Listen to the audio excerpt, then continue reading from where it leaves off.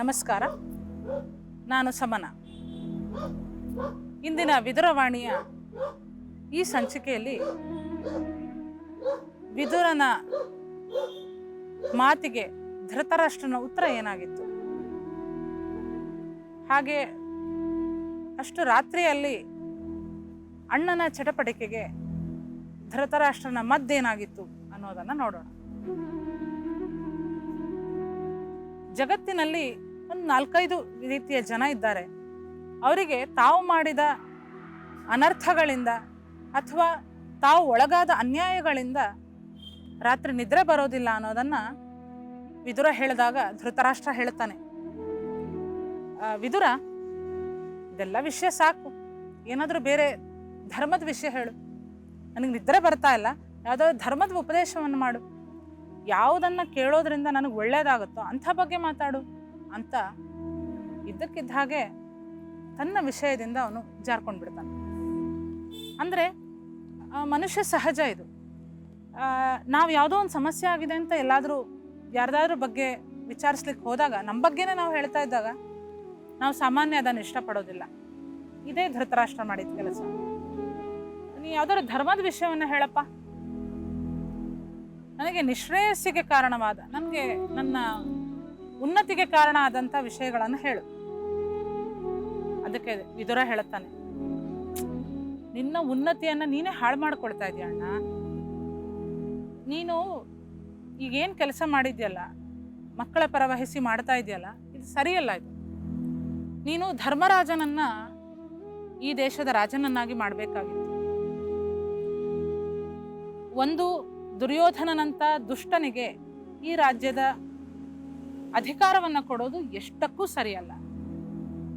ಜೊತೆಗೆ ಧರ್ಮರಾಜ ಒಬ್ಬ ರಾಜನಿಗಿರಬೇಕಾದಂಥ ಎಲ್ಲ ಲಕ್ಷಣಗಳನ್ನು ಹೊಂದಿರುವಂಥ ಒಬ್ಬ ಸಜ್ಜನ, ಒಳ್ಳೆ ರಾಜನೀತಿಯನ್ನು ತಿಳಿದವನು. ಜೊತೆಗೆ ಲೆಕ್ಕದ ಪ್ರಕಾರ ನೋಡೋದಾದ್ರೂ ಕೂಡ ಧರ್ಮರಾಜನಿಗೆ ಈ ರಾಜ್ಯ ಸಿಗ್ಬೇಕು. ಅವನು ನಿನ್ನ ಮಗನೇ, ನಿನ್ನ ಮಗನ ಹಾಗೆ ಇರೋನು, ಮತ್ತೆ ತಂದೆ ಇಲ್ಲದವನನ್ನು ನೀನು ನಿನ್ನ ಮಗನಿಗಿಂತ ಜಾಸ್ತಿ ಪ್ರೀತಿಯಿಂದ ನೋಡಬೇಕು. ಆದರೆ ನೀನು ಅವನ ಪರ ಎಂದೂ ವಹಿಸ್ಲಿಲ್ಲ. ಜೊತೆಗೆ ಅವನು ಏನು ಮಾಡಿದ ನಿನಗೆ ಅಂಥದ್ದು? ಎಲ್ಲವೂ ನಿನ್ನ ಪ್ರಕಾರವೇ ನಡ್ಕೊಂಡಿದ್ದಾನ. ಪ್ರೇಷಿತಶ್ಚ, ನೀನು ನಿಂತ ನಿಲುವಿನಲ್ಲಿ ಉಟ್ಟ ಬಟ್ಟೆಯಲ್ಲಿ ಕಾಡಿಗೆ ಹೋಗು ಅಂದರೆ ಹೋದ ಅವನು. ಅವನಿಗೆ ಗೊತ್ತಿತ್ತು ಇದು ಮೋಸದಲ್ಲಿ ಆಡ್ತಾ ಇರೋವಂಥ ಜೂಜು ಅಂತ.